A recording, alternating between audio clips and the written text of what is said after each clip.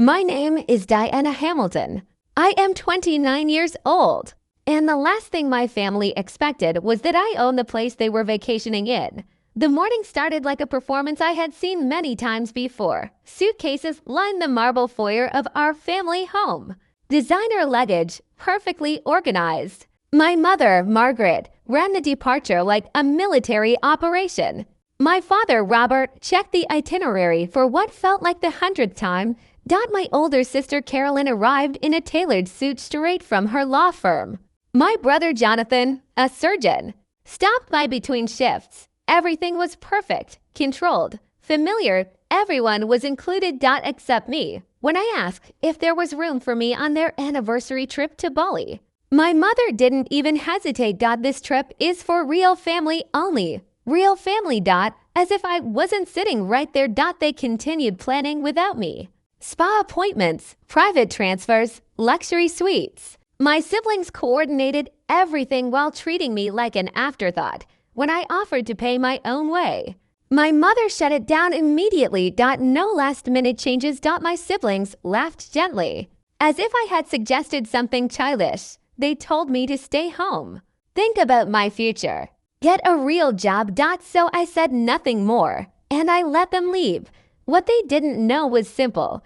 I already had a seat at that resort because I owned it. For 6 years, I had built Paradise Holdings into a global hospitality empire. Dozens of luxury resorts, thousands of employees, billions in revenue, including the resort they were flying to. The Simra Luxury Resort in Bali, purchased by me years earlier for $847 million by the time their flight took off. I was already reviewing their reservation, presidential suite, VIP package, private dining. I changed one setting, their status, from VIP to standard guests. Nothing else. If I wasn't real family, I decided they could experience life without privilege too. Then I booked my own flight, first class, of course. 2 days later, I arrived in Bali under a sunset that looked unreal even by tropical standards. The resort greeted me as owner, not guest. Staff bowed slightly. My villa was prepared and waiting. And then I checked on my family. They were already there. But something was wrong. My mother was irritated. My father was frustrated.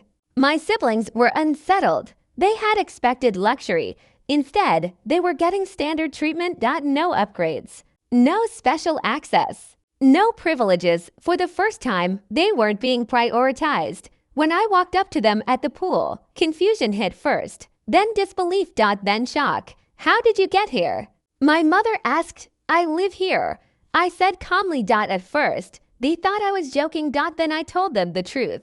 Paradise Holdings is mine, all of it. The resort, the brand, the entire empire they had dismissed as computer work. Silence followed. The same people who had mocked my little consulting job now struggled to process billions of dollars standing in front of them. Their expressions changed as the realization set in. Not only had they excluded me, they had underestimated me completely, and worse, they had done it for years. My mother tried to recover first. My father asked questions. My siblings went quiet, but it was too late for explanations. The truth doesn't need approval to exist. Then came the moment that mattered most. I reminded them of what they had said before leaving, that this trip was for real family only. So I simply followed their definition. They wanted real family. I let them experience what it felt like without my influence. Not as punishment. As clarity. Because success doesn't always need to be announced. Sometimes it just needs to be revealed at the right moment. I walked away from the pool, leaving them to sit with everything they had misunderstood. Behind me, my phone buzzed. Should I upgrade their status? My manager asked. I replied, no. Let them stay exactly as they are for the rest of their trip. They would finally see the difference between assumptions and reality, and I would go back to running a billion-dollar company they never thought I was capable of building.